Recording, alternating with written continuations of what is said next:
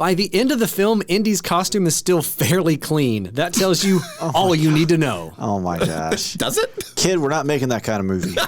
Light on danger and peril, this 100% cheesy, family-safe comedy is an embarrassment to the two aggressive, superior films before it. He goes over a cliff in a tank? Connery's in it for the money. You can almost see the dollar signs in his eyes. Ford is bored.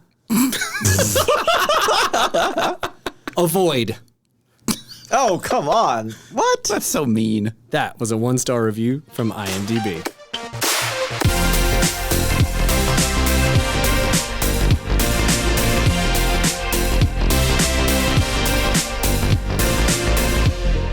Hello and welcome to Spoilers Intended, a podcast about series and films. I'm Ryan, joined as always by Andrew. Greetings. And Steven. Heyo. And in this week's episode, we're reviewing Indiana Jones and the Last Crusade. Yeah. Excellent film. Let's go. This Wow, movie, just tell us what you think about it already. I'm going to give it away for free he's today. showing that hand early.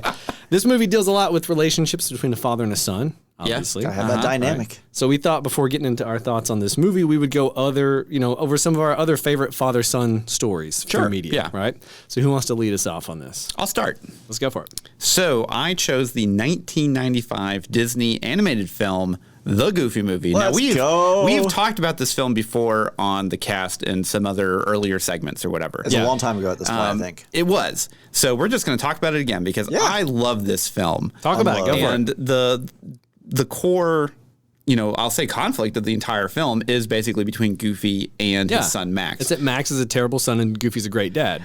As you get older, that's what it feels like, right? When you're younger, you always side with Max. You're like, he just wants to go to a concert. Yeah, what's the big deal? He's supposed to go unattended to this very dangerous place with a bunch of strangers. Across the entirety of the Yes. So here's the synopsis. Though Goofy always means well, his amiable cluelessness and klutzy pratfalls regularly embarrass his awkward adolescent son Max. When Max's lighthearted prank on his high school principal finally gets his longtime crush Roxanne to notice him, he asked her on a date. Max's trouble at the school convinces Goofy that he needs a bonding cross-country fishing trip. Yeah. And as you do, father-son fishing trip. Let's go. Yeah. Yep, and basically that throws a kink in Max's plans to date Roxanne, and hilarity ensues. Right. Oh man, there's so much more in that than just what you said. There really is. But so essentially, Max wants to go to a concert. His dad wants to go on a fishing trip, father-son bonding time, and essentially, Goofy's kind of the antagonist in this film. Oh, he absolutely is. He is in a way, yeah. Yeah. From Max's perspective, who is your main character. But he does mean well. He's not an antagonist. All he wants to do is connect with his son the whole time. And the biggest thing about this film is depending on your age of watching this, you actually take a lot of different things away from it. Mm-hmm. Yeah. Which I think is really shows how well this film was crafted back in 1995, because they really put a lot of time and effort into this, and unfortunately didn't do fantastic as a success for Disney itself. Right. Yeah. But the emotional core of the film is really there, especially whenever, you obviously get to the really big heavy hitter moments and later in the film. Yeah. And I mean, it really does hit. And I don't have a son, but you really can empathize with Goofy, as the film goes on, that Max is, he's a teenager and he's going to do what teenagers do, and which is generally always be a jerk. But if for whatever reason you haven't seen this, it's a fantastic, just great animated adventure film. Yeah. And good road trip. We've talked about road trips pretty recently. Yeah, with some other films, but and some great music too. Oh, fantastic music. Yeah. There it is. Just listen to this.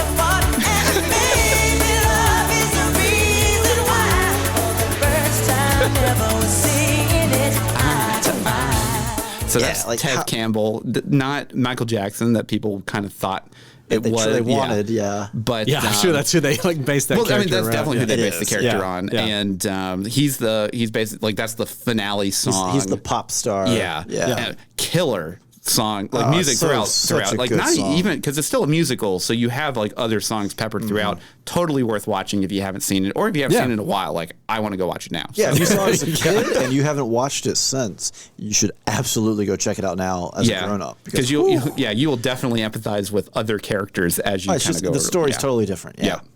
Okay, Steven, you want to go next? Or you want me to go? I'm gonna go last on this one. Okay. So I picked the 2018 video game God of War. Oh. Now, This this game, all kinds of media today. yeah, this game is a so just for a summary, right? This God of War is a third-person action adventure game developed by Santa Monica Studio and published by Sony Interactive Entertainment. Released for the PlayStation 4 in April of 2018. The game is the 8th installment in the God of War series, if you count spin-offs, prequels, all that kind of stuff, and is the sequel to 2010's God of War 3. Okay. So that's So it's 8 God of years War since they've 4. had like Yeah. but it's actually so it's kind of like a soft reboot basically of the series. So if you know what's happened in the series before, you get like extra context, but you don't have to. This is a perfect onboarding point. You can start from totally here. different tone, totally different gameplay. Well, not totally, but a lot different. It's a reboot. And so unlike previous games, which were based on Greek mythology, this one is based on Norse mythology. Oh, okay. And the majority of it's set in ancient Scandinavia in the realm of Midgard. For the first time in the series, there's two protagonists. Kratos, the former Greek god of war, who remains the only playable character, and his son, Atreus. Okay. So following the death of Kratos' second wife, Faye, who is Atreus' mother, the two embark on a journey to fulfill her request that her ashes be spread at the highest peak of the 9 realms. So Kratos keeps his troubled past a secret from Atreus, and along their journey they come into conflict with monsters, gods of the Norse world. Now, you don't play as the kid. No. Yeah. So I don't want to get too far into any spoilers because I really do love this game, and I'm currently playing through the new one that just came out, the sequel to this. Yeah. But like it really delves a lot with that father-son dynamic and how hard it can be. It can be, yeah. And like similar to like what we'll see in this movie, there's a lot of like reluctance, and especially on the part of Kratos, who in the original God of War games was very much like the depth of his character was has muscles, can scream. Yep. Like mad about kill. death of his family. Yeah.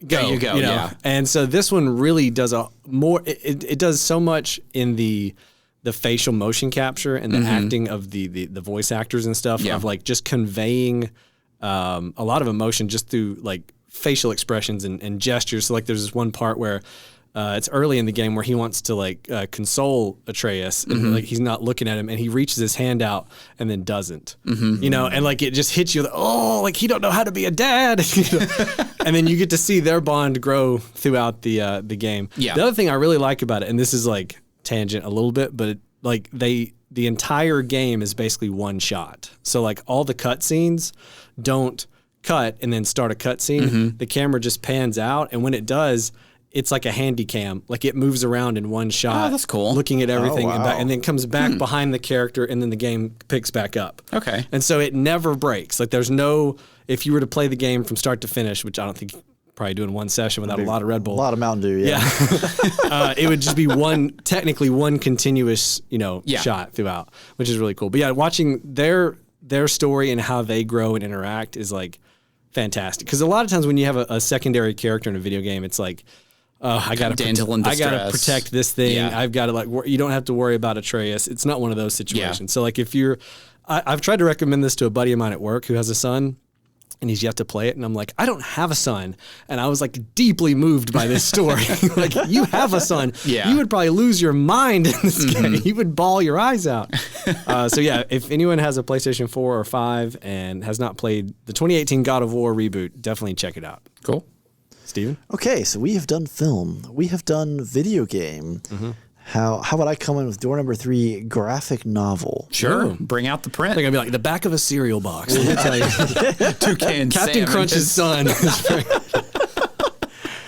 So we are going to get a little heavy with this one, but we are going to tie this into Last Crusade because it does involve Nazis. Okay. Okay. So my choice for this is Mouse. Mouse. Ooh, Mouse. Yeah, I'm not sure. I don't think I'm familiar. I'm familiar with it, but I've never read it. Okay, Yeah. well, one, I'm going to preface the thing. You need to read this. This is, it's not going to sugarcoat it. This is hard reading.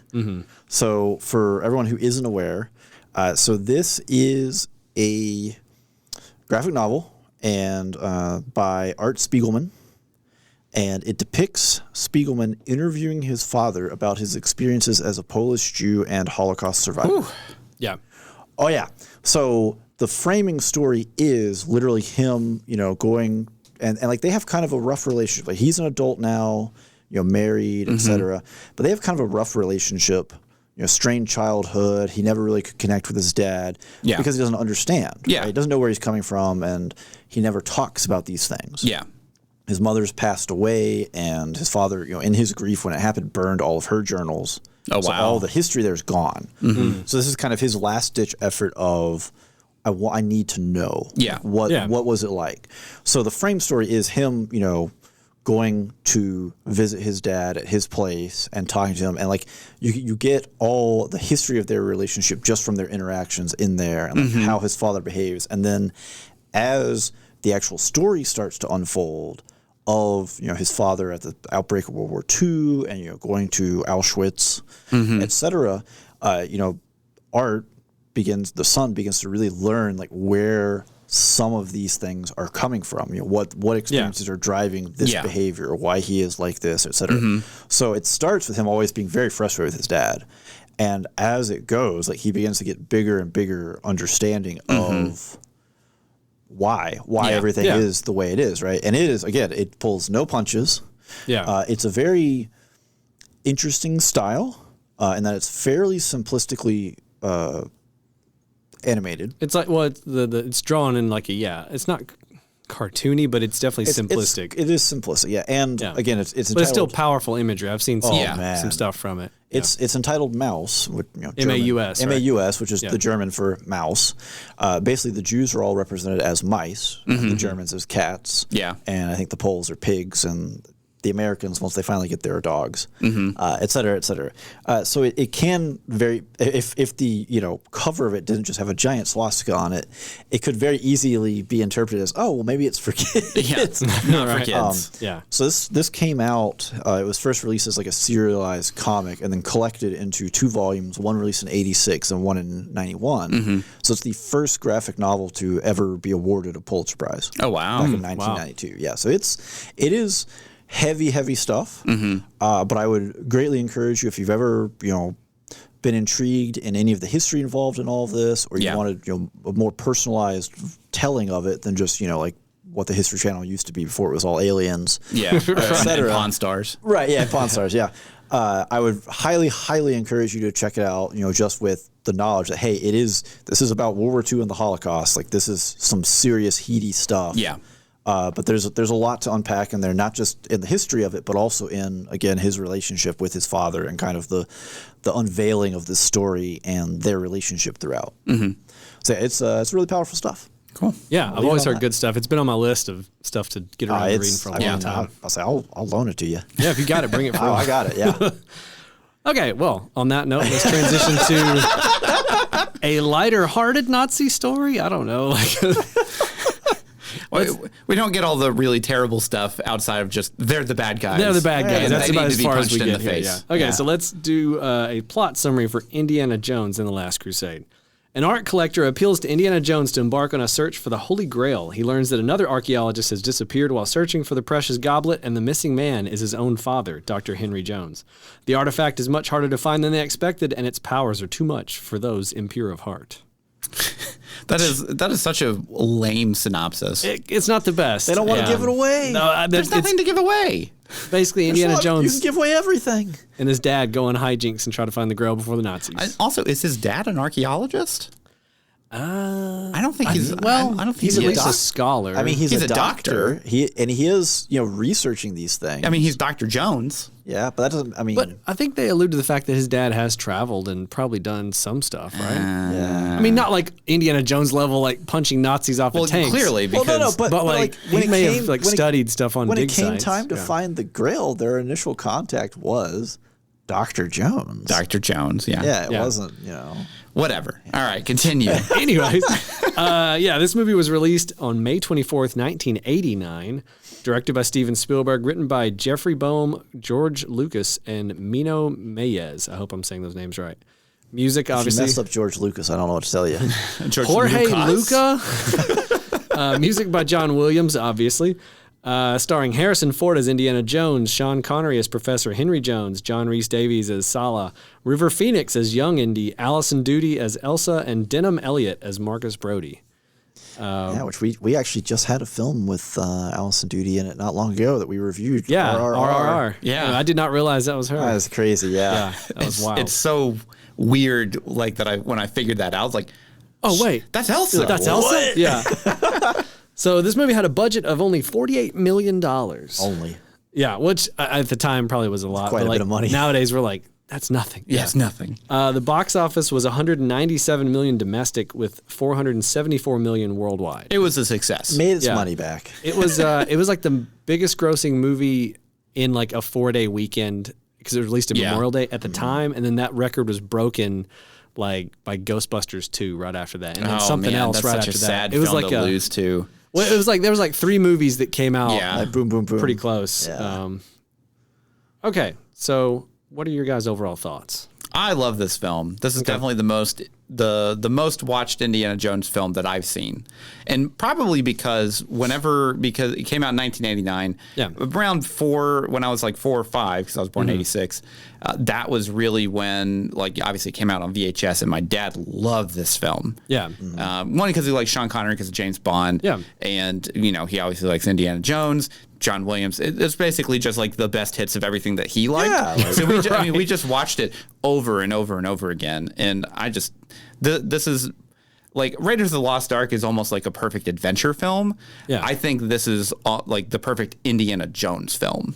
Okay, they like perfected the formula. They definitely yeah. perfected the formula here. Comedy, action, Yeah. Kind of the mysticism around it. Like, man, it's really good. Yeah, Steven? This is by far, to date, that I've seen the most complete Indiana Jones film, and I don't think it's going to be beaten. Just gonna throw that out there. When you say complete, what do you mean? Speak on that. As in, it is when I say, oh yeah, Indiana Jones, this is what I see in my mind, right? Quintessential This is Indiana the Jones. peak Indiana Jones, right? Like Andrew already said, the action, the comedy, like the way it's mixed back and forth. Some of the drama and the intense moments that happen in the midst of it. Yeah.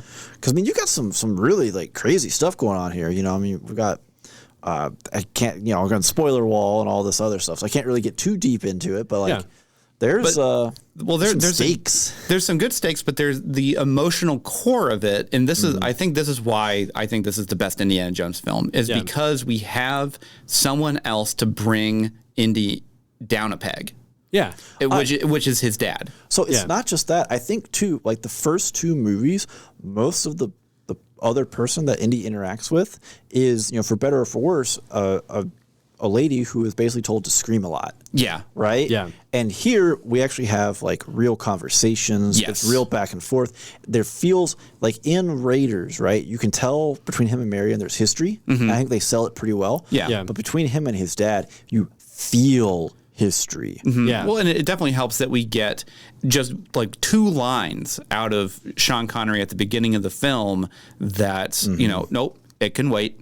And then that's it. Yep. Yeah. Or count to, in Latin or whatever. Yeah. And then after that, exactly the type of person he dynamic, is. yeah. And the type of dynamic that happens with them. Yeah.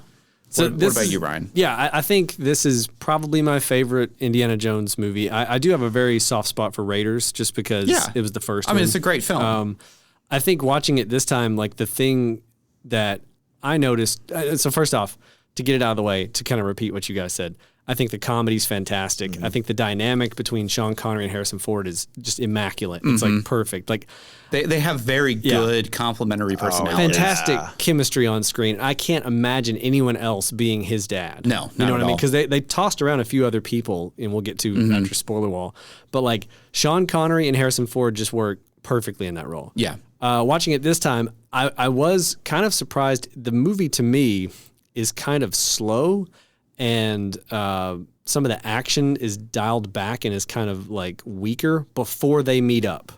So like everything before the 2 the Jones father and son get together is fine for me. Okay. Everything after that is incredible for me. I mean, that's a fair take. Yeah. It feels like, and again, it's been a while since I've rewatched these movies. And so like when I sat down, I was like, all right, get to when they, they meet up. Cause like some of the opening action scenes I think are a little slow. And I don't know. The boat chase in Venice is phenomenal. That is like the transition into like that, but like the opening train with like River I think Phoenix. that's fun. What? Get out of here, Ryan. No, it's fine. It's fine. You know what, Andrew? It's fine. Ryan's just wrong. We had Listen, to boot him out of the podcast. you got your. Yeah. I let you two blabber on and talk. Okay, I'm trying to be balanced here. I love this movie. I'm trying to pick at it where I can. So I I'm not love perfect. this movie. Fine. Well, you can pick at it. Just What I'm find saying a is better this: spot to pick in the at. front, the I don't like the train sequence. It's fine. It's not my favorite. I feel like it's cut very weird, edited. Like it could have been tightened up in a lot of spots. There's a lot of scenes that linger that could have made it quicker. There's like a couple shots where like they just stay on people's faces for too long, and I'm like, go. This is an action scene. This is not matching the tone of the music. Let's go. And so for me, the front part of the movie before they meet up is like a little bit too slow. I think that could be like tightened up a little bit faster. It's not that it's bad. Sure. It's just like fine, and then everything else is like excellent. Yeah. So like by comparison, it's like, man, once they get together, that whole scene where they meet in the I can't remember the name of the castle, but like when they that first scene where they interact. We got the spoiler wall here, people. Come on, calm down. Don't get too deep. They're gonna meet in the movie. That's I know, but don't get too deep. But I'm just they saying. never meet.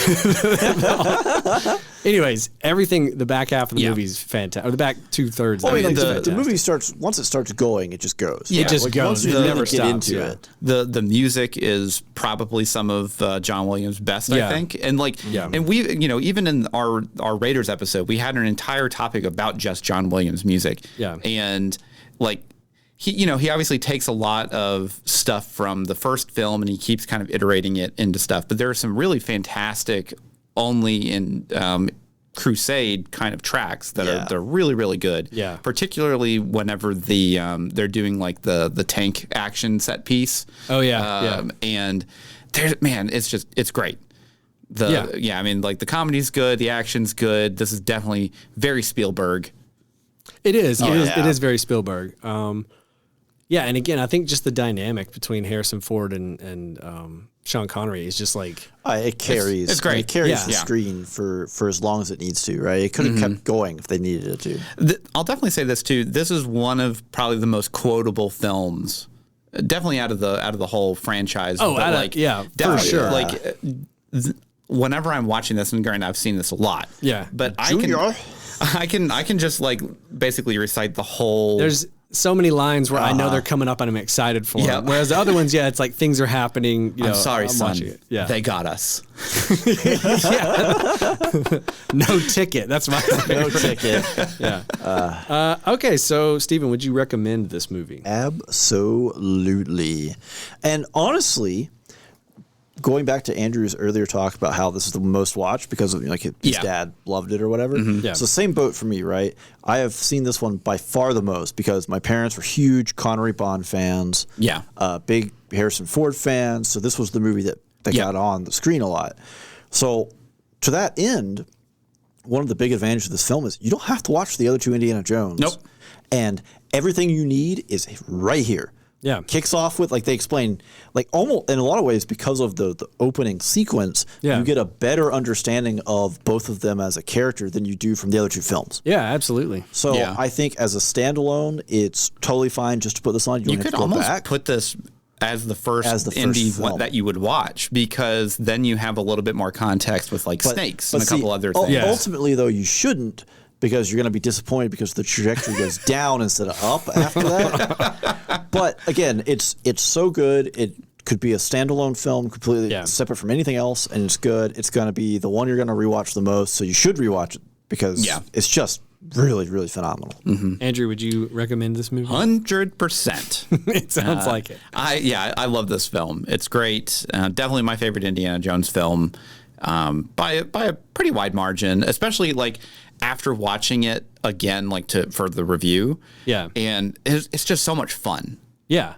I mean, it's like beyond that, it's hard for me to like. It's really... almost a perfect case study in how to do an action comedy. Yeah, you know what I mean? Because there's a lot of action, there's a lot of comedy, and it never has that problem where it veers too far into either. And you have some really great situational comedy, especially towards the end. Yeah, and then the best part though is that once you get past that and you get to the true finale, not the big action set piece to get there, you have this really deep emotional core that actually has stakes. Yeah. And that's the big thing is a lesser film just wouldn't have just that emotional core because you have these two characters that, they're family, but they're clearly not on the same page. Right. Pretty much the whole film. Just because they live two completely different lives. Yeah. What about you? Would you recommend this? Absolutely. Yeah. Like I think this is a phenomenal film. I think, like I said, it's the perfect example of how to do an action comedy right and how to like not go too far into the comedy realm to where it's just slapstick and it's too, ridiculous, and not go too far into the action realm where you neglect the comedy. Yeah. Like there's so much setup and payoff. I'm always about that, Yeah. And then, like you say, the emotional core of the film is definitely the strongest of the three movies. Sure. Yeah. Like the second one, to me, the emotional core of the second one is Short Round. Yeah. And so I feel like that is good in that one, but it's not in as good of a movie, if that makes sense, Yeah. right? As well put together. Yeah, for sure. So I don't think I even need to ask this. Would you rewatch it? Yes. Steven, I think you'd rewatch it too. I got the laser disc upstairs. Let's go. 10,000%. Yeah. I got to crank it up first. That's actually more accurate than you know. I think for me, this is the one I watched the least growing up, so I don't have near as much nostalgia for this one. My nostalgia is for Raiders and Temple. Yeah. This one, again, I didn't like it the first time I watched it because crazy. I was a kid and I wanted that Temple. I didn't appreciate the father-son dynamic. I didn't appreciate a lot. I didn't dislike it. I didn't hate it. It just was like, oh, okay, where's the mine carts? Yeah, where's I think once you get, as you get older, it definitely has a different kind of feel. Yeah, and like I honestly loved Short Round as a kid, and so him not coming back in the third one felt weird. I was like, "Where's Short Round?" Like, what? Did you just get rid of this kid? And then so for me, it was a lot of that of like coming off of Temple, which is emphatically a worse movie than this, right? Yeah, but it is like to a kid in the '80s. Yeah, it is a very and that minecart chase scene in Temple is great. That's great, but. So for me, like I really only started to appreciate this movie towards, I would say, the late 90s. Like when I went back to start rewatching it and rented it again, I was like, oh, yeah, ooh, this is really good. And then, now obviously I appreciate it fully or whatever. Yeah. Like you said, it's almost like the best place to start with the franchise.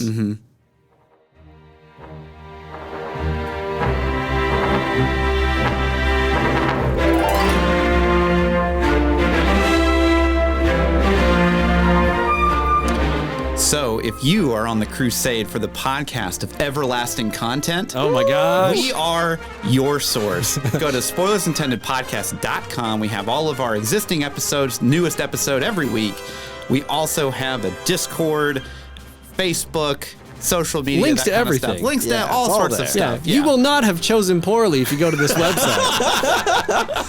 So speaking of Discord, if you want to come and just hang out with us along with a lot of other listeners, we have channels there where we just talk about, what are you listening to today? What kind of music is the vibe for the day? Which is great music right now. Actually, spectacular stuff going on right now in the background. But also, hobbies, things like, cooking. What we're eating. We're all millennials, right? Show off those food photos. Yeah. Look at the brunch I had. Yeah, But we would love to have as many people in there as we could. Just come in, just talk about whatever's out there. Just hang out. Just hang out. Have fun. Yeah, and also, if you want to follow us on social, that'd be great. We have a Facebook and an Instagram. We post all sorts of fun stuff over there, but also once a week we post what we're reviewing next week. So if you want to listen along, that's a great resource. Get on there and follow us.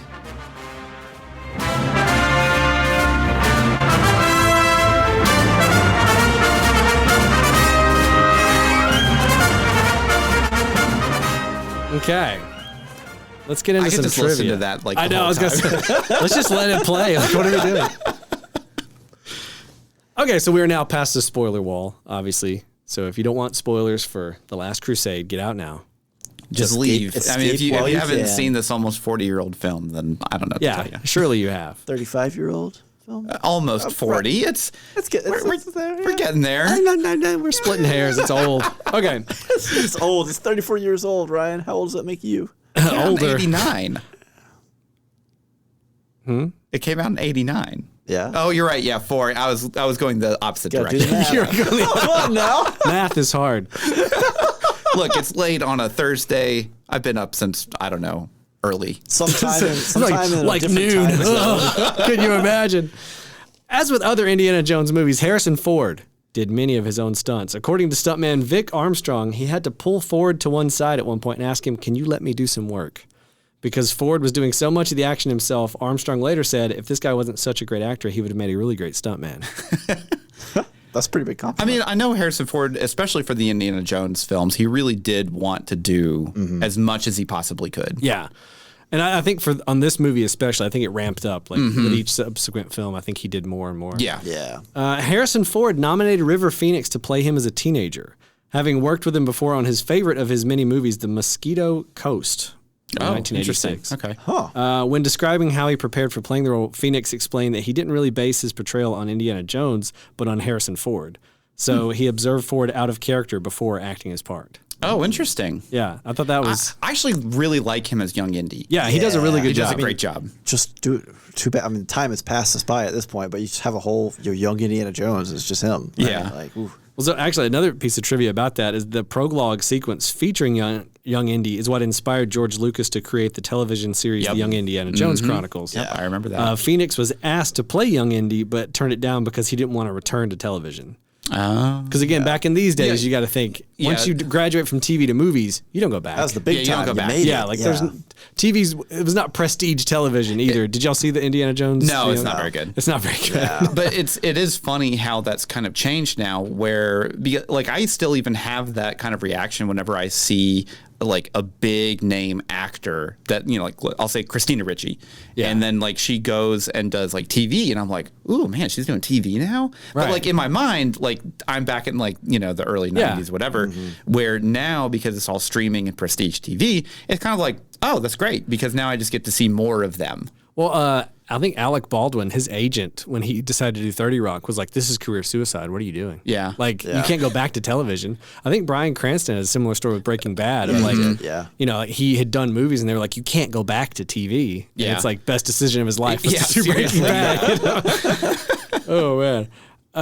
Okay, let's see. Is there any other good trivia before we get into our thoughts? I'll save a lot of this for as we go through the discussion. Sure. Yeah, because a lot of this is dependent on certain scenes. Okay, so let's go with spectacle. Who wants to start us off? Steven, why don't you kick it off? I'll kick it off. Yeah. I mean, right from the go, we hammer action, right? We get all kinds of stunts and sequences throughout the film that are great. You know, going back and looking at like Raiders, right, where we have the Nazi run over with the truck and it looks terrible. We have scenes that are pretty comparable to this that look light years better, and this looks like it's filmed in a different decade kind of thing. Like it definitely. I mean, the time that they've spent, you know, really like honing, I'll say ILM and like the special effects. A lot of them are very practical, and you know, it just does such a good job, and it really shows later in the film during the tank sequence. Yeah, well, I think too. You see Spielberg's evolution of like learning from Raiders to this of like how to shoot action and stuff. But like the tank sequence, but also the boat sequence too. Boat sequence like, is great. As far as I was concerned as a kid, like they actually took that boat and ran it up under that propeller. Like that was just they just did that in the water, right? Like that's just how boats work. Yeah. So here's a little bit of trivia about that. So this movie has the most chase sequences of Indiana Jones movie. Not surprising. With 6 different classic chases: foot, train, boat, motorcycle, plane, and car. This is also the only movie. I said no camels. I said no camels. This is the only movie in the franchise to have a boat chase or a train chase. Okay. So I guess the other ones have like tank and truck and car, you know, but this is, foot, train, boat, motorcycle, plane, and car. Now that may change in Dial of Destiny because we do see in the trailer that there is a train that they're on. So I'm not sure if that's going to be considered a chase or not, but it depends. It's probably a chase though. Yeah. What else you doing on a train, you know? I don't know. Fight snakes? Yeah, apparently. Yeah, spectacle. Andrew, what do you think?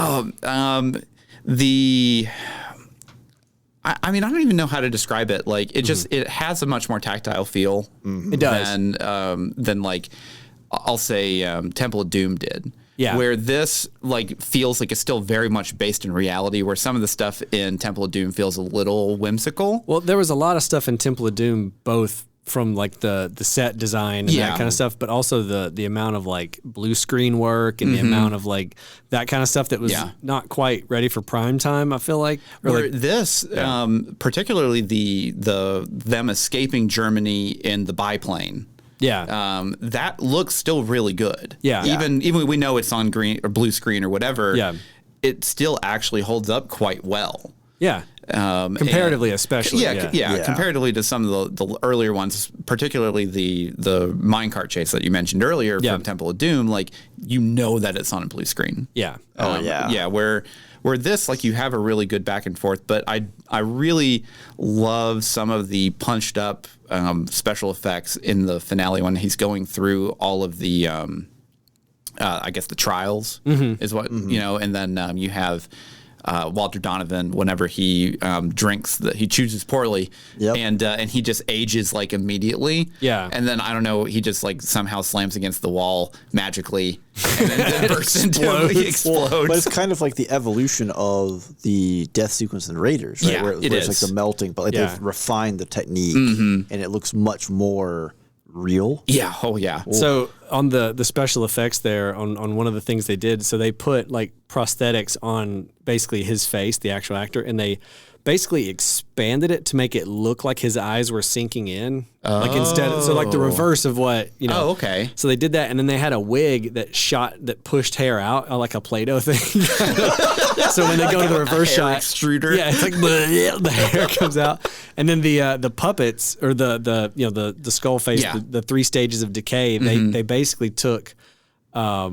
I think it was like a puppet or whatever, and ILM let it sit out for like months in between, and they like shot that over a long time so it would actually like fall apart. And then they time-lapsed it. Yeah. They time-lapsed it, yeah. So they did like 4 different types of special effects in that one like 10 seconds or whatever. You have the new intern like halfway through production, and you're just like, what is that? Don't worry about it, man. Yeah, don't touch that. Don't touch it. Yeah. Whatever you do, don't touch it. Yeah, we're taking another shot in a week. Just leave it alone. Like you're like 6 months into this, and they're like, guys, who forgot to put film in the camera? What about you, Ryan? I think for me, it's a combination of stuff, right? Like the action is shot better, but I think the film overall is shot better. It looks like they're using better cameras, better film. Like, because Raiders, as near and dear as it is to my heart, rough and ready. There's a couple of parts where like it definitely is rough around the edges, both because probably budget reasons and probably technology reasons that they didn't have. Well, you have a lot of like clarity of like what's happening. But also at this point, like this is established, director and producer working on an established IP that's made bank twice now, and this is the third go. Like, the studio's willing to commit. They're going to put the money towards it. Yeah. And I think you really feel that difference. And so for me, of the 3 movies, this is definitely the most attractive in terms of all polish, that stuff. for sure. Yeah, polished. Yeah. All right. Well, let's move on to performance. Yeah. Andrew, you want to kick us off on this one? I'll just take all the points. I'll just go ahead and just pick my favorite, Sean Connery.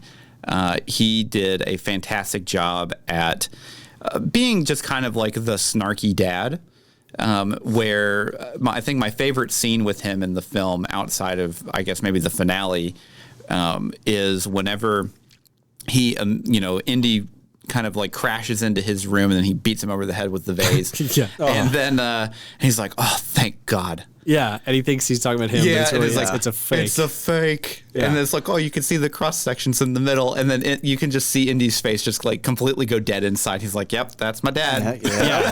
This is why we haven't talked. And that interaction that you have, art like sets the exact tone how they're going to interact for the rest of the film.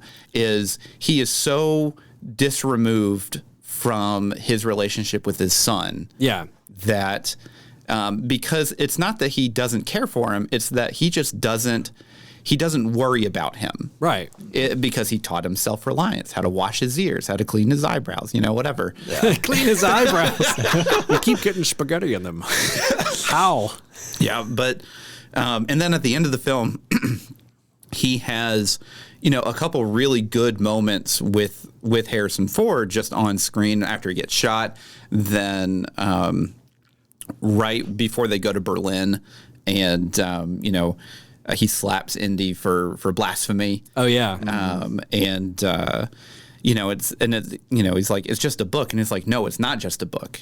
It's the principle of the book, and it stands for everything that the Nazis stand against. Yeah, and like in those kind of moments that they have in the film are just phenomenal. Yeah. No, I completely agree, especially that opening scene where they first meet. Like, because of the performances of both Connery and Harrison Ford, like, that's almost a perfect scene. Yeah. Like, start to finish, the way it begins, all the way to when the Nazis come in. He's like, he wouldn't bring the book here, and he's definitely got the book in his pocket. Just that the whole you scene. Dolt. Yeah, everything from that point in the movie on is just fantastic. Yeah. Yeah. I also want to give a shout out. I'll just go ahead and jump in and do my performance. Go for it. To Denham Elliott, Marcus Brody, because Marcus Brody was kind of a he was almost the serious figure in Raiders. Like, he was kind of like the Sean Connery analog. Yeah. And this one, he's just a goofy dolt, and I love it. One of my favorites, though, is that scene where, he's if you're lucky, Marcus probably already has the Grail. And then it cuts. He knows 6 languages. It's just going through all this stuff. Friends in every town between cuts, and he's in the middle. Hello. Does anyone speak English? Yeah, and I'm like, that to me, that was like great. So like, I want to give a shout out to him, and then I think for me, Harrison Ford too. Like, of all the Indiana Jones movies, this one feels like I am comfortable in this character. And he's enjoying his time doing it. Yeah. And Harrison Ford is historically not enjoying most of the things that he does. he really hates his lifetime of work as an actor. Yeah. Yeah. I'm gonna supersede. I'm gonna mention someone else. Yeah, go for it. Michael Byrne. He as Vogel. Yeah, as Vogel. He's basically, and I think this is one of the reasons why I think this film does better than Raiders is that you have a good bad guy in Raiders and Belloc. Yeah. But this one, you have a good bad guy that is evil. Right. And he like, you want to punch him in the face, and you want to see him get his butt kicked. I mean, that's not to say that Belloc isn't evil. No, but he's opportunistic. No, you're thinking. Okay. Yeah. Belloc. Yeah, and that one is definitely not. He's just like he's an opportunistic. Yeah. But this, you have Vogel, who is just this. He's a bad Nazi, and you want to watch him just bad Nazi. They're all bad Nazis. They're all bad Nazis, but he's definitely like extra bad. Yeah. He's committed. I do want to give a shout out to Julian Glover, who played Walter Donovan. Mm-hmm. He's not in the movie a whole lot, but his scenes where he isn't is very Oh yeah, he does a good job. Also, I didn't realize he was in the James Bond movie. Yeah, he had a goatee. Yeah. He looks completely different without the goatee. And when I looked at him, I was like, that's the same guy. So a fact about him. Let's see if I can find it. Oh, so when Donovan's wife comes to the study to tell him he's neglecting his guests, the Imperial March, Darth Vader's theme from Star Wars, can be heard playing on the piano in the background. Oh, really? And Julian Glover, who plays Donovan, played General Veers, the leader of the ground attack forces on Hoth in Star Wars Empire Strikes Back. Yeah. And so that was a fun, like, Spielberg, Lucas way to, like, crossover. Throw that in there. I didn't catch it when I was watching it. Now I want to go rewatch that section again to see if I can hear the Just piano. Go rewatch the film. It's fine. I should. Yeah, you'll be fine. Steven, what did you think about performance? Oh, man. So this is dominated by the Ford-Connery relationship, which is good because they have phenomenal chemistry. Mm-hmm. And despite there not actually being that much difference in their ages in this, and like as in real life people, for this film, but they pull it off very well, right? John Rhys Davies will always stand out to me. Oh yeah, His little extra bit. He's just that little extra oomph in this film, right? Not a main plot point. But he's kind of comedy relief, but he's reliable enough as a character to be able to be in action scenes and not be a liability. Except for where camels are concerned. I said no camels. These camels are for my brother-in-law. For my brother-in-law. It was his car. Kyro's my brother-in-law. Oh man, the comedy in this film is just so good. Or like, We're out of range, and then the car just explodes. Yeah. Papers, please. Oh yes, today's paper, fresh from Cairo. Yes, Run. yes. Look, run. What? Run. Yeah, that whole scene was great. I mean, there's just so much good, and I think this is one of those two. They were given really good dialogue. Like they were given good lines, and they make full use. Like everybody in this cast makes a full use of that opportunity, right? Yeah, and hammers it over and over and over again. Another bit too is just again going back to the dynamic between our two main characters. The bit when they're tied up in the castle, and it's like, Dad, what?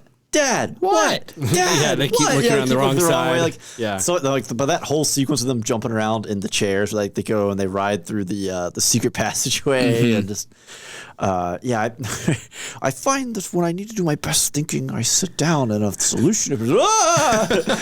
And a solution presents itself. They got so many good lines, and they just nail them over and over and over, and it really, really amps it up, right? Yeah. Whereas, again, going back to something like Raiders, where, we have, I don't remember her name, but the actress who played Marion, 50% of her lines are, Indy. Yeah. It's like, well, there's only so much you can do with that. Well, so, and she does a good job in the scene in the tent where she's acting drunk and she's like, Karen Black, I think's her name. I think that's it. That sounds right. But we have an episode on it. But we liked her I'll a go lot list it real quick. We're talking about love interest. We have to talk about Allison Doody. Elsa. And I actually really liked her character in this because she's Austrian, so she basically is tertiary Nazi at this point. No. The Hitler's we're not gonna go history, but here we go. World War I and World War II is both caused by Austrian. Buckle up, everybody. Here you go. You can definitely tell that she's opportunistic in the sense of, she's a bad guy. But she has no problem swapping sides if it needs to happen. She's going wherever the wind is going to take her to the most profitable. So I want an opinion from y'all. Watching it this time, I saw something that I'm not sure I've seen in other watches. Okay. When she selects the cup for Donovan. She deliberately chooses 100%. a bad cup. 100%. Yeah. I don't think I've ever I'm not paying attention to that sequence or whatever prior to this, but when that happened, I was like, I had the same reaction. She totally just double-crossed him right here. Yeah. Because previous watchings, I just assumed she was a bad guy at that point, and she just didn't know. Yeah. Now, this is the first time I had the same thing. Watching, I go, she picked that for him because she knew it was the wrong one. Maybe not knowing that there were going to be bad consequences for him, but just kind of having this moment of, hey, this is important enough. He shouldn't have it. Yeah. So she deliberately, and I think that's displayed well. Like if you're watching for it, it's displayed really well on screen. Yeah. And she does a good job with it. Yeah. Yeah. And she does a really good job. Like, I think, in terms of like the scene where they're burning the books and she's like crying, and it's like, you realize that she's a doctor, she's an archaeologist, she's like a scholar. She is not the type of person that would be, 100% behind burning books and stuff like that. Yeah. And like in those kind of moments really do, like she did a great job. Yeah. And like whenever you have these characters that are not like good people in character, and they do it well, you don't want to like them because they're being such a good bad guy. Yeah, they're doing such a good job with it. Yeah, and I don't want to move past performance without talking about River Phoenix a little bit. I think he did a really good job as young Indy. Oh, he's great. His charisma and his personality on screen and all that kind of stuff. Like, I don't know, just the way he acted in that first 15 minutes or whatever. It belongs in a museum. Yeah. I can see why George Lucas saw that and was like, we should do a Young Indiana Jones TV series. Oh, I'm sure. It'll be great. No, it won't. Yeah. Okay, let's move on to score. I'll start off. Sure. It's great. It's phenomenal. There's not going to be a ton to talk about here. It's fantastic. This is John Williams building on a fantastic base established by John Williams. This is like cheating. It's like the A+ student, top of their class, being able to cheat off themselves in a test, right? Yeah. Like it's not fair. So, my two favorite tracks for the whole album. So we have Belly of the Steel Beast, which is obviously, I mentioned it before. It's the action scene where they're in the tank. It's the kind of real hard boom, boom, boom. But the other one that I just absolutely love from this track is Keeper of the Grail. Yeah. And it's 1989. We've already had basically all 3 Star Wars already come out. Yeah. And we have kind of a variation of Leia's theme for this. We need to listen to that. And I love it. Yeah. Let's play a little bit of it.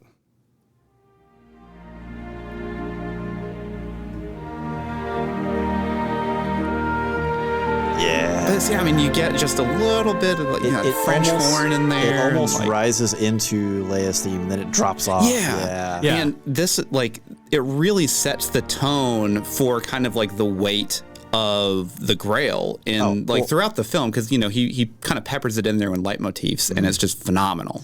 But especially when we hit the brother, the knight who has been there for hundreds of years, it's 800 years, 700 years, something like that. An incredibly long time, but it really lends gravitas to that character. It does. As the commitment and everything else, like the burden, right? The weight of this commitment. Yeah, just sitting in a small room lit by candles that don't go out. He's got one, presumably a Bible, I guess, that he's read through who knows how many times. Probably, yeah. Yeah, that's no radio, no crossword puzzles, no Sudoku, nothing. Yeah.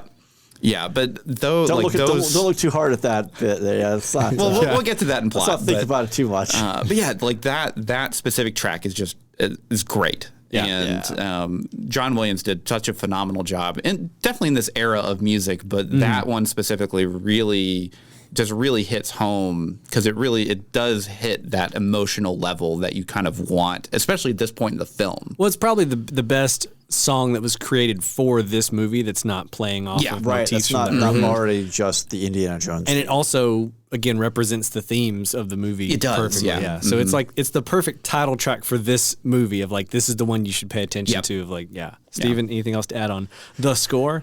Again, I already said it. I started off by saying it's the top of the class student cheating off himself here, right? Right. We see it right here he doesn't even have to go back and cheat off of the Indiana Jones theme. He can just go back and be like, I wonder what I did for Star Wars. I bet there's some bangers in here. Nobody's seen that one. I'll just pull that homework out. Yeah. Okay, well, let's talk about plot. Sure. Steven, you want to kick off plot? Other than kind of, we've already mentioned here the Grail Keeper kind of poking some holes in there, not losing his mind over 800. How are you not just absolutely? It's you've seen the same interior of this room for 800 years. How are you not just insane? As a kid, I thought he was like a ghost, right? I thought now I'm like, are they saying this dude's still alive? And he's just sipping on the Grail once every 100 years or something? Just keep it going, yeah. Well, does he just stare at the wall at it? Does he count the Grails? Well, now he did say that he can't go past the main seal. Right. So is he a ghost? So, maybe he just kind of walks around and just he knows all the he knows obviously how to walk. He can spell Jehovah. Yeah, he knows how to spell Jehovah. Yeah. So he's hopscotching through that room. Forward and back, each way, eyes closed. He's just learning how to do the little blades perfectly. That's his daily kind of routine. It's every day's American Ninja Warrior for this guy. He's just training. See what you don't see on screen, but what we know for a fact off screen is his daily routine. He was clean shaven. He would just come up to the blaze, just lean right. Just perfect. Got it. And then as he got older, he was a little stiffer. He's like, I can't quite pull it off. Maybe we'll just have a goatee. Which is kind of even harder, probably. Well, it's only been so far. So it's we won't risk that one. Well, probably the actual reason, though, why he has a relatively clean-shaven goatee is the fact that whenever he drank from the cup, that basically locks him into that section of time. Oh, man. So wait, if you have a bad haircut when you drink out of the Grail, you're done? You're locked in with the bad hair? There you go, man. Deal. Wow.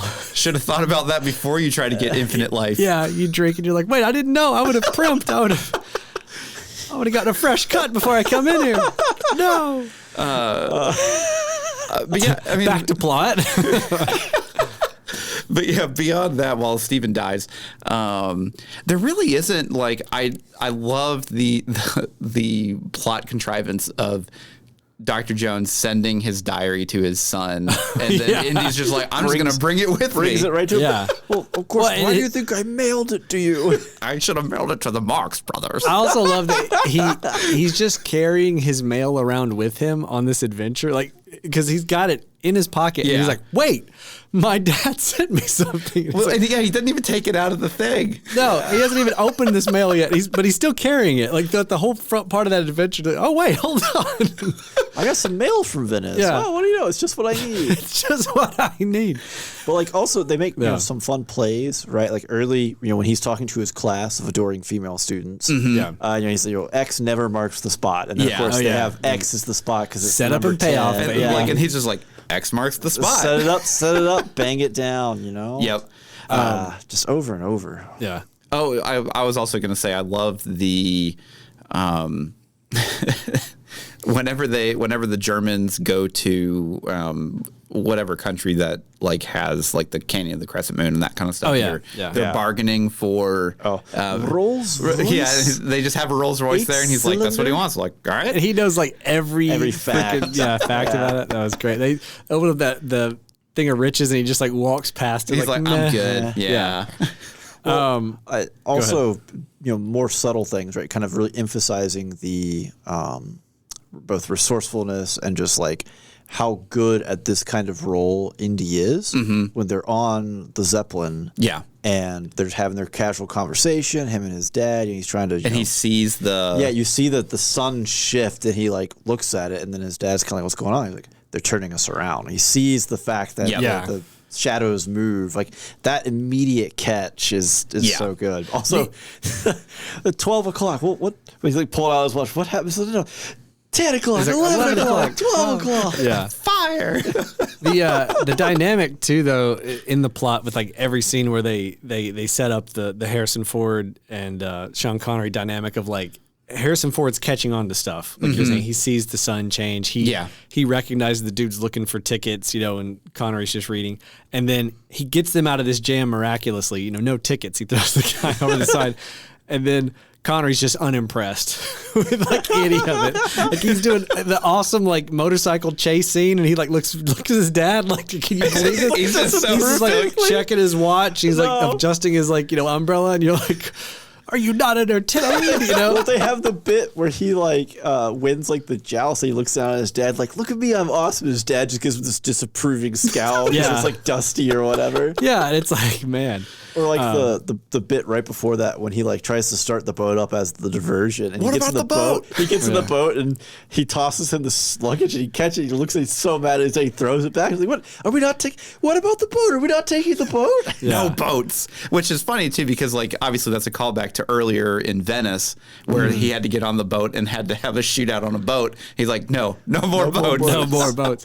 Dude, that whole scene in Venice though, when the prop is like chopping the boat up, that dude's got some great lines. Speaking to jump back to performance for a second, that dude when he says, my soul is prepared to die. Is yours? Or, how's yours? I think is what he said. It's like, whoa. Yeah, that is Kevork Malakyan. Yeah, he did great. That scene specifically, but back in Venice also, the X marks the spot. I love that idea of like the librarian. He's hitting the thing at the same time as the stamp, and then like again, there's just this hole in the middle of the floor. So my dad loses it at that part every time with the stamp because it is just so it is just well done. Great situational comedy. Yeah, because the guy he like after the third time and he kind of looks at it and he just puts it down. He's like, that was really weird. Yeah, where like any normal person in any real life wouldn't like be what's going on in the sound? other room. Yeah. And while we're on Venice, a real quick piece of trivia because they go underneath and there's all those rats down there. 2,000 rats were bred specifically for this production. Wow. Because breeding was an absolute necessity, as ordinary rats would have been riddled with disease. Oh yeah, I guess that makes sense. They can't just go be like, let's go collect some rats. Like think about that though. Tuberculosis and hepatitis. So the insurance also didn't know how to like insure that. So they were like, how many rats are you going to have? And Steven Spielberg couldn't give them a number. Like, I don't know. He's like, we're breeding the rats for the movie. Which also, what a job is that guy? Like, you're a production assistant. Like, your job is to breed rats for the movie. I'm going to what now? How do I do that? I don't know. give them some cheese, some wine. Pet store, like, come on.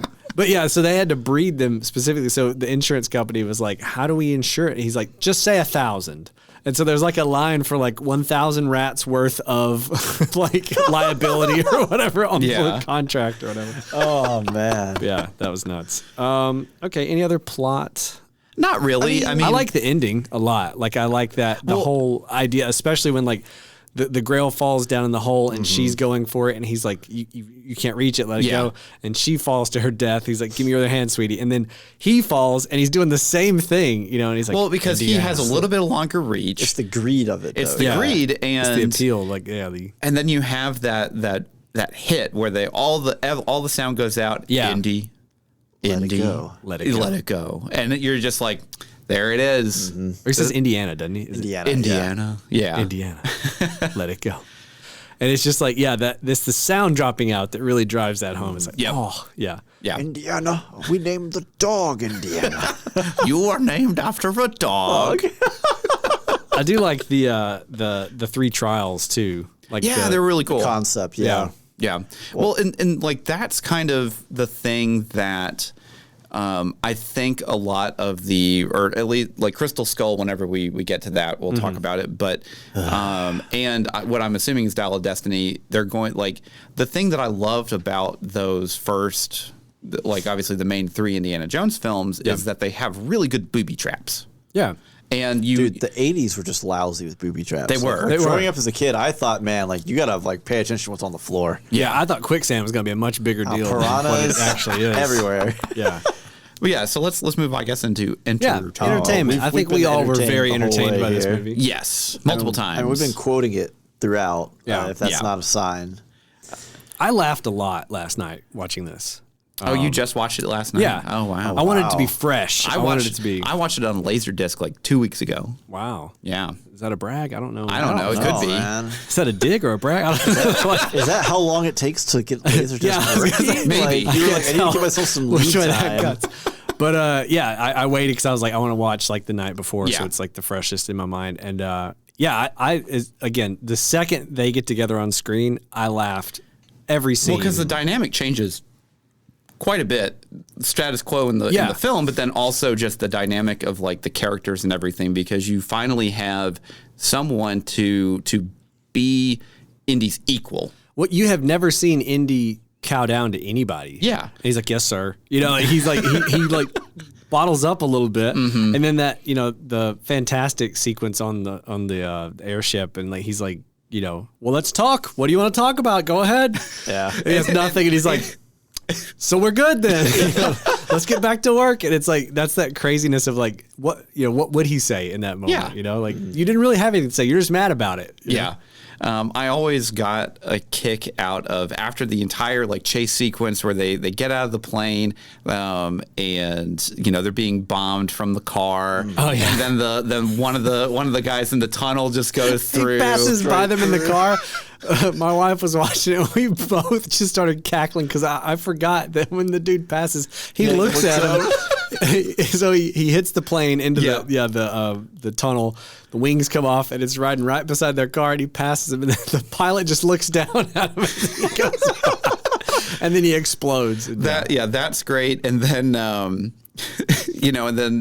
Connery is like, well, I don't get any closer than that. And then the bomb drops, and they go down, and then they run down to the beach, and Henry Jones is like, I have an idea, and he uses his umbrella to create a bird strike, basically.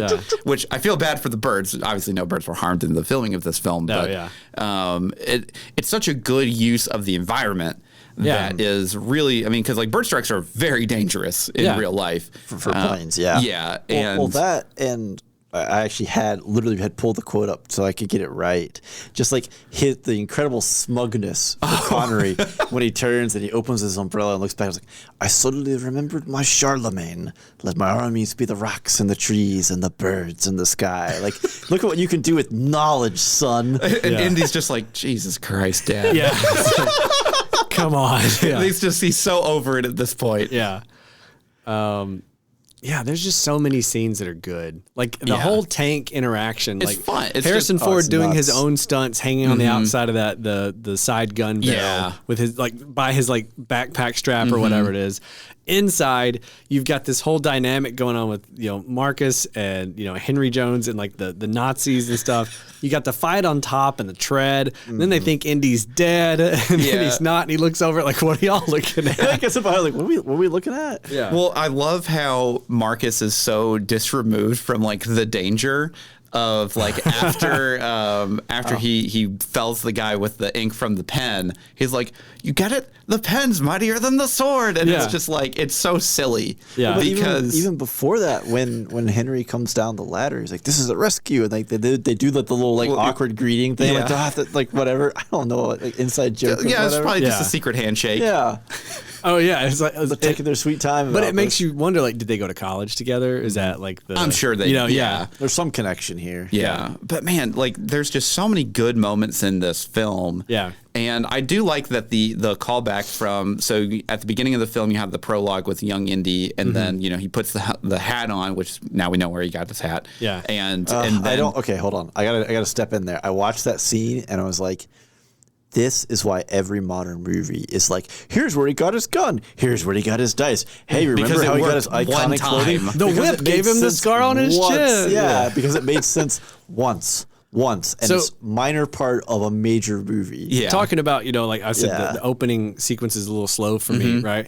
The part that pays off immediately, though, is that head look up of like to go from the young. he's Indy got to the smirk and old. he just gets immediately decked. Yeah, I was like that transition. I was like, Perfect. "Mwah, chef's kiss, like so good. Yeah, and I love like the immediate callback of this belongs in a museum. So do you. Yeah, Throw him over the side. Yeah. Like and that whole sequence is actually really, really fun because like I know that just like the way that they did that set where it can go back and forth and have thousands of gallons of water just being thrown Right. on them the whole time. It's just like, and it, it doesn't really do anything else for the film beyond just like, it just Existing. It just exists. Yeah. yeah. It's just a fun, yeah. like end cap to the setup Yeah. opening scene. Yeah. Yeah. What about anything else for you guys? I mean, like Trying to we pretty think. much hit like every single. just We've hit every a lot of bit. good stuff. Again, we have the double callback with Indy brings the book. It's like he's not stupid enough. Why would you think he would bring the book with him? And then you didn't bring the book. did. All right. And then we immediately play that off into the Marcus Brody bit where he's like, he knows 6 languages. He has friends in every single town between here and the Sudan. You'll never find it. With any luck, he already has the Grail. And then it's just like cuts to like, does anybody speak English? And they just boom, boom, boom, nail it. Yeah. I do love, like, one of my favorite scenes is when they're tied up and Elsa is talking to Indy. And Henry thinks he's talking. And that's when you realize you're like, oh, no. And the way they play that dynamic is great. Then when he gives him the lighter and he drops it and it's on fire and they're having to hop around this room and then they get to the fireplace and they spin around and nobody sees them. They spin the second time and he's like, alarm! And that just whole sequence right there is great, just fantastic. Yeah. Indy, the floor is on fire. What? Yeah. It's that great scene because, again, we just watched this person kind of dress down Indiana Jones, right? And then he was not concerned about him. He had the vase, and then he said, he would never have brought my, book. So you're thinking like, man, is Henry just this like Hyper epic, competent, hyper competent? Yeah. And then you get into that scenario and you see him immediately, like he's Just looking immediately at fail. He looks at the lighter, like the face shot Connery makes is like, oh boy. And then he's like, and he's like trying to get it. And he's like blowing on it and it makes it go even worse. That whole scene's just great. So yeah, there's so many scenes in this movie. Again, part of that again. Well, I'm as human as the next man. I was the next man. Oh yeah, so many lines. You're like, oh, yeah. All right, well, that sounds about like all we got to say about The Last Crusade. We could go forever. We but probably shouldn't. could go for a lot longer. We should probably cut up there. All right, let's talk about our Patreon. Sure. Andrew, tell the listeners about our Patreon. All right, so for the low price of just $1 per month, you can get access to all of our existing content, bonus episodes. You get one per month guaranteed. Yeah. possibly more. We don't know. It just depends. Depends on how much time we have on our hands. How much weird stuff we want to talk about, Yeah. like what does or doesn't deserve to be on top of a pizza. Yes. Oh, yeah, that was a good or one. you know, if Baja Blast is actually good. Yeah, You that- could you we could did go drink you a could lot go of and listen to sodas. that. We did drink a lot of sodas that hurt our stomach. Please don't make us do that again. yeah. Or at least choose something that's less likely to have a war inside of our stomachs. Yeah, There's now, probably not many things that you could Yeah. chortle down in that quick succession that wouldn't like conflict somehow. So outside of bonus episodes, we also do have basically every couple months we have Patreon picks episodes to where we will pick a category, right? Yeah. and A then we theme, if will you will. a theme, and then we will list a couple things that you can vote on, and then that will be an exclusive episode for Patreon listeners. Yeah. That will eventually be early listened. access. Early access. It will be Yeah. eventually released into the main feed at some point in time. Yeah, we have a poll up on Patreon Yeah. when we do those. We leave them up for like a month, and you can vote. And again, anybody at the $1 tier can get in there and vote. So if you want to, affect what will be on this podcast, that's where you can do it. You can get in there, vote for something you like, and then again, patrons get, early access to it for a little bit, and then when it hits the main feed, everybody gets it. Yep, there you go. It's a win-win. Yeah. But if you can't spare the dollar, we totally understand. There are lots of other ways you can help us and support us. We would love a review anywhere where you are listening to podcasts. If you want to, leave us a 5-star rating, say some kind words. Yeah. Share us with your friends. You see us on social media. like, comment, Subscribe. share, subscribe. It's We not don't, YouTube. we don't have YouTube. It's not but YouTube. I'm sure there's a subscribe button somewhere on Somewhere. Captivate, or I don't know. Who knows? If you see the word subscribe near our podcast, You should probably just click it. smash just start hitting it. it. Yeah, See what just- happens. Well, that sounds about like all the time we have. Until next time, I'm Ryan, I'm Andrew. And I'm Steven. and every spoiler was intended.